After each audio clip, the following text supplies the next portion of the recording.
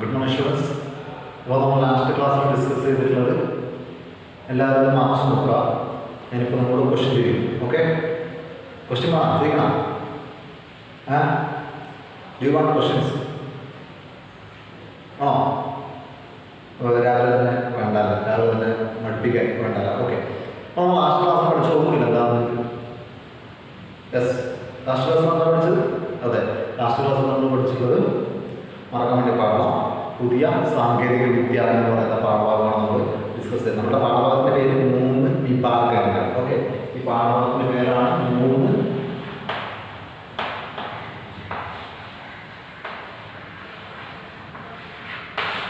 വിഭാഗങ്ങൾ എന്നുള്ള പാഠമാണ് നമ്മൾ ഡിസ്കസ് ചെയ്തിരുന്നത്. അതിൽ 11 ഒന്നാണ് പ്രധാനപ്പെട്ട, പിന്നെ നമ്മുടെ പുതിയ സാങ്കേതിക വിദ്യകളുടെ വരവ്. ഓക്കെ, പുതിയ സാങ്കേതിക വിദ്യകളുടെ വരവ്. പിന്നെ നമ്മൾ പറയുന്നത് ചെറിയൊരു brief history of France and England. എന്താണ് ഫ്രാൻസിൻ്റെയും ഇംഗ്ലണ്ടിൻ്റെയും ബ്രീഫ് ഹിസ്റ്ററി? ഫ്രാൻസിൻ്റെയും ഇംഗ്ലണ്ടിൻ്റെയും brief history. Okay, brief history of France and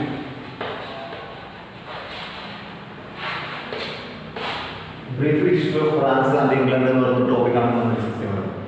അപ്പോൾ നമുക്കറിയാം, നമ്മൾ ഈ 18-ാം നൂറ്റാണ്ടാകുമ്പോഴേക്കും അല്ലെങ്കിൽ 19-ാം നൂറ്റാണ്ടാകുമ്പോഴേക്കും ഇന്ത്യൻ ഹിസ്റ്ററിയിലാണെങ്കിലും വേൾഡ് ഹിസ്റ്ററിയിലാണെങ്കിലും കൊളോണലൈസേഷൻ എന്ന് പറയുന്ന പ്രോസസ്സാണ്. കൊളോണലൈസേഷൻ, കോളനിവൽക്കരണം.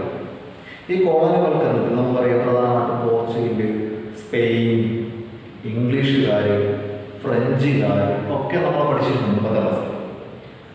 ഈ കോളനിവൽക്കരണത്തിനൊക്കെ മുമ്പ് നമ്മുടെ ഫ്രാൻസിലാണെങ്കിലും ഇംഗ്ലണ്ടിലാണെങ്കിലും അവിടെ ഒരു ചരിത്രം നിലനിൽക്കുന്നത്. നമുക്ക് ഇൻഡെപ്തായിട്ട് പോകേണ്ട ആവശ്യം, വളരെ ബ്രീഫ്.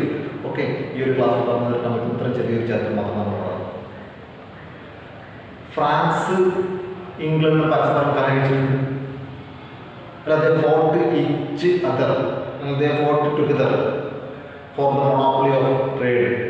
ട്രേഡിൻ്റെ വാണിജ്യത്തിന് വേണ്ടിയിട്ട് ഒരു മ്യൂച്വൽ പരസ്പരം അങ്ങോട്ടും ഇങ്ങോട്ടും എന്ത് ചെയ്തിട്ടുണ്ട്, മത്സരിച്ചിട്ടുണ്ട്. For the development of the trade monopoly. Trade monopoly ഡെവലപ്മെൻറ്റിന് വേണ്ടി അവർ ചരിത്രത്തിൽ വളരെയധികം പരസ്പരം ഫോർട്ട് ചെയ്യുന്ന അല്ലെങ്കിൽ പോരാടുന്ന ഒരു അവസരമാണ്. നമ്മളിന്ന് അവരെ ചെറിയൊരു ചരിത്രമാണ് പറയാൻ പറ്റുന്നത്. ഫ്രാൻസിനെ കുറിച്ച് പറയുകയാണെങ്കിൽ ഫ്രാൻസ് എന്ന് പറയുന്നത് യൂറോപ്യൻ കൺട്രിയാണ് അല്ലേ. ഈ ഫ്രാൻസിൻ്റെ ആദ്യ കാലഘട്ടം കടന്നു പോകുന്നത് എല്ലാ രാജ്യങ്ങളെയും എല്ലാ സ്റ്റേറ്റുകളിലും കടന്നു പോകുന്ന പോലെ Palaeolithic age, Mesolithic age, Neolithic age, Chalcolithic age, iron age, most important. Okay, importantly and significantly iron age. Okay, ഇതൊക്കെയാണ് ഫേമസ് ആയിട്ടുള്ള കാര്യങ്ങൾ. അപ്പോൾ ഫ്രാൻസ് ഇന്നത്തെ കാണുന്ന പോലെ സ്റ്റേറ്റ് ആ കാലഘട്ടത്തിൽ ഉണ്ടായിരുന്നില്ല. ഫ്രാൻസ് ഭരിച്ചിരുന്നത് മറ്റു ചെറിയ ചെറിയ ലോക്കലായിട്ടുള്ള പ്രിൻസിലി സ്റ്റേറ്റ്സ്, എക്സ്പെഷ്യലി റോമാക്കാരുടെ ഒരു പവർ വിഷൻ അങ്ങോട്ടേക്ക് ഒരു പവർ പോയിന്റ് എന്ന് പറയുന്നത് ഫ്രാൻസ് ആയിരുന്നു. ഓക്കെ, 300 മുതൽ 800 വരെ ആ കാലഘട്ടത്തിൽ നിരവധി ഗോത്രവർഗ അറ്റാക്സും ബാറ്റിൽസും റാറ്റ്സും നടന്നിട്ടുണ്ട് ഫ്രാൻസിന് വേണ്ടി. BC 800 ആകുമ്പോഴേക്കും ഫ്രാൻസിനെ എന്താ പറയുക, റോമൻ ചക്രവർത്തി പല റോമൻ ചക്രവർത്തിമാർ നമുക്കറിയാം. ഉദാഹരണത്തിന് കലോജിയൻ വംശജനായിട്ടുള്ള ഷാലമീൻ ചക്രവർത്തിയൊക്കെ ജർമ്മൻ വംശജനാണ്. പിന്നീട് റോമിൽ വന്ന് അവരവരുടെ സാമ്രാജ്യം സ്ഥാപിക്കുകയാണ്. പിന്നീട് ഈ ജർമ്മൻ വംശജരായിട്ടുള്ള ആൾക്കാർ ഫ്രാങ്കിഷ് എംപയർ എന്ന് പറയുന്ന എവിടെ റോമിൽ പോകുകയാണ്. Frankish empire, Frankish, the nomadic people, they were called as the Frankish. German വിഭാഗത്തിൽപ്പെടുന്ന ആൾക്കാരാണ് ഈ ഫ്രാങ്കിഷുകൾ. അവരെന്ത് ചെയ്തു? അവർ റോം ഫോംകൂടെ ചെയ്തു. പിന്നീട് അവരവരുടെ ഡയനാസ്റ്റി സ്ഥാപിക്കും, Carolingian dynasty. Okay, Frankish empire. Okay, ഇതൊക്കെ ആ കാലഘട്ടത്തിൽ വരുന്നതാണ്. ഈ ഫ്രാങ്കിഷ് എംപയർ ഫ്രാൻസിലെ അല്ലെങ്കിൽ നമ്മുടെ റോമിന്റെ ഒരു പ്രോവിൻസ് ആയിട്ടുള്ള ഒരു പ്രവിശ്യയായിട്ടുള്ള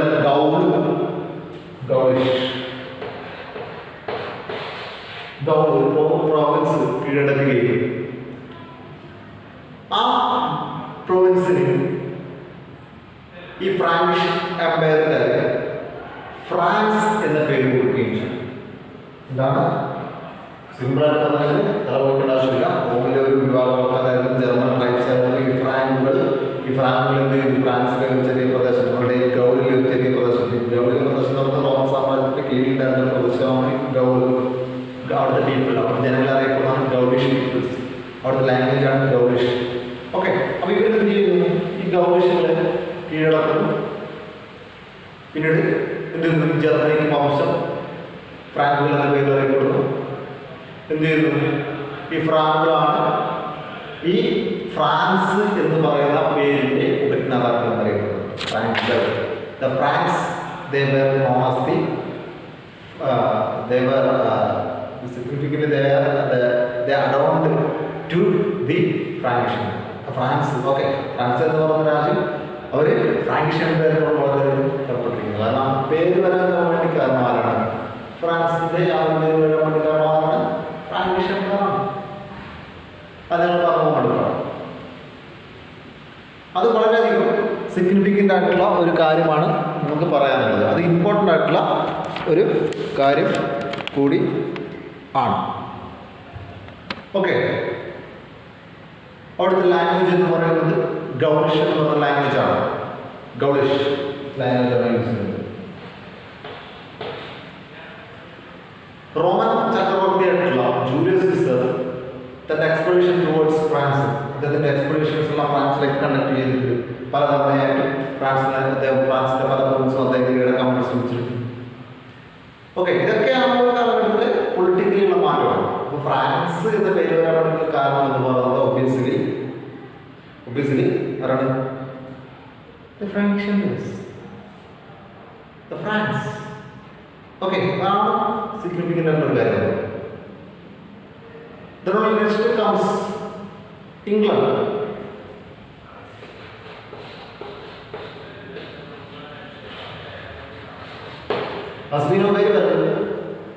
ഇംഗ്ലണ്ട് എന്ന് പറയുന്ന രാജ്യം നമ്മളെ കോളനൈസ് ചെയ്ത് ഏതാണ്ട് 200 വർഷം 200 വർഷം നമ്മളെ കോൺകർ ചെയ്തിട്ടുള്ള, നമ്മളെ പ്ലാന്റ് ചെയ്തിട്ടുള്ള, ലൂട്ട് ചെയ്തിട്ടുള്ള ഒരു കൺട്രിയാണ് ഇംഗ്ലണ്ട് എന്ന് പറയുന്നത്. ഓൾറെഡി സ്റ്റഡിഡ് അവർ പ്രീവിയസ് ക്ലാസ്. ഈ ഇംഗ്ലണ്ട് നാട്ടിലെ ഒരു ചരിത്രം എന്ന് പറഞ്ഞു കഴിഞ്ഞാൽ എല്ലാ രാജ്യങ്ങളെയും പോലെ അവർക്ക് എന്തുണ്ടായിട്ടുണ്ട്? പാലലിത്തിക്, മീസോലിത്തിക്, അതുപോലെ നിയോലിത്തിക്, അയൺ ഏജ്, ജാലലിത്തിക്, ഏതൊക്കെ അവർ മുമ്പ് ഈ റോമൻ പ്രോവിൻസിന്റെ ഒക്കെ കീഴിലുണ്ടായിരുന്ന കുറച്ച് പ്രദേശമായിരുന്നു ഇംഗ്ലണ്ട് വരുന്നത്. ഇംഗ്ലണ്ട്, അതേപോലെ സ്വിറ്റ്സർലാൻഡ്, ഓക്കെ, ചെറിയ ചെറിയ കുഞ്ഞു പ്രദേശങ്ങൾ, ചെറിയ ചെറിയ ദ്വീപുകൾക്ക് അപ്പുറമായിരുന്നു ഇംഗ്ലണ്ട്, സ്വിറ്റ്സർലാൻഡ് തുടങ്ങിയിട്ടുള്ള രാജ്യങ്ങളാണ്. അപ്പോൾ ഇതെന്ത് ചെയ്തു? നല്ല നല്ല ഡെവലപ്മെന്റ് ചെയ്യാൻ തുടങ്ങി. രാജാക്കന്മാർ ഡെവലപ്മെന്റ് ചെയ്യാൻ തുടങ്ങി. ട്യൂഡേഴ്സ് തുടങ്ങിയിട്ടുള്ള ട്യൂഡർ രാജാക്കന്മാർ, അതേപോലെ തന്നെ കുറേ രാജാക്കന്മാർ, സ്റ്റുവർട്സ്, അപ്പോൾ ഇങ്ങനെ കുറേ ആൾക്കാരുണ്ട്. This is the categorization actually made by the എന്താ പറയുക, ഒരു ഇംഗ്ലീഷ് കോളനി ഈ റോമൻ സാമ്രാജ്യക്കാർക്ക് ഉണ്ടാക്കാൻ പറ്റും. ഇംഗ്ലീഷ് കോളനി എന്ന് പറയാൻ പറ്റുള്ളൂ. ഇംഗ്ലീഷുകാരെ ഒരു കാറ്റഗറി ഈ റോമൻ ജനതകൾക്ക് അല്ലെങ്കിൽ റോമൻ ചക്രവർത്തിമാർക്ക് എടുക്കാൻ വേണ്ടി വരും. പിന്നീട് ആവുമ്പോഴേക്കും അവർ സ്വാതന്ത്ര്യം പ്രാപിക്കുകയും ഇംഗ്ലണ്ടിൻ്റെ സെപ്പറേറ്റ് സ്റ്റേറ്റ്സ് വരികയും പിന്നെ ജോൺസ് ഒക്കെ നമുക്കറിയാം 1215 എന്താ ജോൺസ് ഒക്കെ ഫേമസ് മാഗ്ന കാർട്ട എന്ന് പറയും. മാഗ്ന കാർട്ട കുറച്ചുകൂടി അഡ്വാൻസ്ഡായി മെഡീവൽ പീരീഡിലുള്ള Magna Carta famous Magna Carta signed by John second. ഇതൊക്കെ ആൾക്കാരാണ് ഉണ്ടായിട്ടുള്ള ഓർമ്മയാണ്. കാരണം ഇൻഡിപെൻഡൻ്റ് ആയിട്ടുള്ള കുറേ രാജാക്കന്മാർ വരാൻ വേണ്ടി തുടങ്ങി, കുറേ ടയറൻ്റ് ആയിട്ടുള്ള കുറേ രാജാക്കന്മാർ വരാൻ വേണ്ടി തുടങ്ങി, ഡെസ്പോട്ടിക് ആയിട്ടുള്ള റൂളേഴ്സ് വരാൻ വേണ്ടി തുടങ്ങി. ഓക്കെ, ആ ഒരു കാലഘട്ടത്തിൻ്റെ സവിശേഷത എന്ന് പറഞ്ഞാൽ നമ്മൾ പറഞ്ഞില്ല, ഏതാണ്ട് പിന്നീട് കുറേ അഡ്വാൻസ്ഡ് ആയിട്ടാകുമ്പോൾ അവർ ഇന്ത്യ നമ്മളെ കോളനിയാക്കി കുറേ ഭരിച്ചു കഴിയുമ്പോൾ നമ്മൾ ഓട്ടോമാറ്റിക്കലി അവരുടെ മുന്നിൽ നമ്മൾ അടിയതോ പറയുന്ന അവസരമായിട്ട്. അപ്പോൾ ഇതൊക്കെയാണ് ഇംഗ്ലണ്ടിൻ്റെയും ഫ്രാൻസിൻ്റെ ഒരു ചരിത്രമുള്ളത്. ഇംഗ്ലണ്ട് ഫ്രാൻസ് പെട്ടെന്ന് തന്നെ പൊട്ടിമുറിച്ചുണ്ടാകില്ല എന്നുള്ളത് മനസ്സിലാക്കി. അതൊരു ചരിത്രമുണ്ട്. ആ ചരിത്രത്തിന് അവിടെ ആ രാജ്യമുണ്ടാകുന്ന കുറേ കുഞ്ഞു കുഞ്ഞു ക്രിസ്ത്യൻസൊക്കെയാണ് ഭരിച്ചിരുന്നത്, ട്രൈബ്സാണ് ഭരിച്ചിരുന്നത്, അല്ലെങ്കിൽ ഗോത്രങ്ങളാണ് ഭരിച്ചത്. അത് നിങ്ങൾ മനസ്സിലാക്കുന്നത്. ഫ്രാങ്കിഷുകളാണ് ഫ്രാൻസ് എന്ന പേര് കൊടുത്തിട്ടുള്ള പ്രശ്നം. അവിടുത്തെ റോമക്കാരുടെ സ്ഥലം ഗൗഡ് പിടിച്ചെടുത്തതിന് ശേഷമാണ് ഫ്രാൻസ് എന്ന പേരിടാൻ പഠിക്കില്ല. അത് നിങ്ങൾ മനസ്സിലാക്കുന്നത്. ഇംഗ്ലണ്ട് എന്ന് പറയുന്നത് നിയോലിത്തിക്കും ചാക്കോലിത്തിക്കും എല്ലാം കൂടി കഴിഞ്ഞിട്ടുള്ള ഒരു സ്റ്റേറ്റാണ്, ഒരു കൺട്രിയാണ് ഇംഗ്ലണ്ട്. സ്വിറ്റ്സർലാൻഡിൻ്റെയും ഇംഗ്ലണ്ടിൻ്റെയും ഒരു ജിയോഗ്രഫിക്കൽ പൊസിഷൻ എന്ന് പറയുന്നത് ദ്വീപുകളാണ്. ആക്ച്വലി ഒരു തൊട്ടപ്പുറം വരുന്ന ദ്വീപുകളാണ്. ഇന്നത്തെ United kingdom, England, UK, London മാർക്കറ്റുകൾ അതൊക്കെ എന്നൊക്കെ അറിയപ്പെടുന്നത് ഇംഗ്ലണ്ട് തന്നെയാണ്. ബ്രിട്ടൻ എന്ന് പറയുന്നത് ഇംഗ്ലണ്ട്. അപ്പോൾ പെട്ടെന്ന് ഉണ്ടായിട്ടുള്ളതല്ല ഈ ഫ്രാൻസും ഇംഗ്ലണ്ടുണ്ടോ. ഇന്ത്യയിലെത്തുമ്പോൾ ഫ്രാൻസും ഇംഗ്ലണ്ടും അവരോട് രണ്ട് ഗ്രൂപ്പായി നിന്ന് അവരവരോട് മത്സരിക്കുന്നത് കോളനിക്ക് വേണ്ടിയിട്ട്. ഇതൊക്കെയാണ് അവരുടെ ചരിത്രം എന്ന് പറയുന്നത്. മധ്യകാലഘട്ടത്തിലേക്ക് അല്ലെങ്കിൽ മൂന്നാം കാലഘട്ടത്തിൽ തുടക്കത്തിൽ അവർക്ക് വളരെയധികം മാറ്റങ്ങൾ അവരുടെ ടെക്നോളജിയിലാണെങ്കിലും അവരുടെ കൾച്ചറിലാണെങ്കിലും ആർട്ടാണെങ്കിലും ട്രഡീഷനിലാണെങ്കിലും അവരുടെ ആ ഒരു വേ ഓഫ് ലൈഫ് ആണെങ്കിലും അവർക്ക് ആ ഒരു സെക്യുലറിസ്റ്റിക് വ്യൂവിലാണെങ്കിലും എല്ലാം ഏറ്റവും ഡിഫറെൻ്റ് ആയിട്ടുള്ള വ്യൂസ് കൊണ്ടുവരാറുണ്ട്. Actually this is the part of the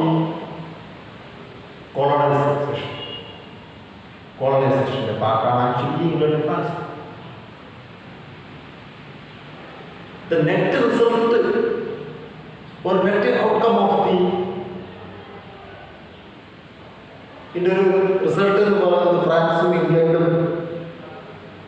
they have tried to dominate the entire world. അവർ എൻ്റെ ലോകമൊക്കെ കീഴടക്കാൻ വേണ്ടി ശ്രമിക്കുകയും അതിൽ വിജയിക്കുകയും ചെയ്യും. ഫ്രാൻസ് നല്ല ആകുമ്പോഴേക്കും എന്ത് ചെയ്യുന്നത് അവരുടെ പവർ ഡിക്രീസ് ചെയ്യുന്നത്. ബ്രിട്ടൻ എന്ത് ചെയ്യുന്നത് ഉയർന്നവരാണ്. ഇതാണ് നമ്മൾ മനസ്സിലാക്കേണ്ട ചരിത്രമാണ്. അവരുടെ ബ്രീഫ് ഹിസ്റ്ററി, മോഡേൺ വരെയുള്ള ചെറിയൊരു ഹിസ്റ്ററിയാണ് നോക്കുന്നത്. വളരെ ബൃഹത്തായിട്ടായി ഇടത്തായിട്ട് ടോപ്പിക്കാണ്. അവിടെ ചെറിയ ഹിസ്റ്ററി മാത്രം നമ്മൾ.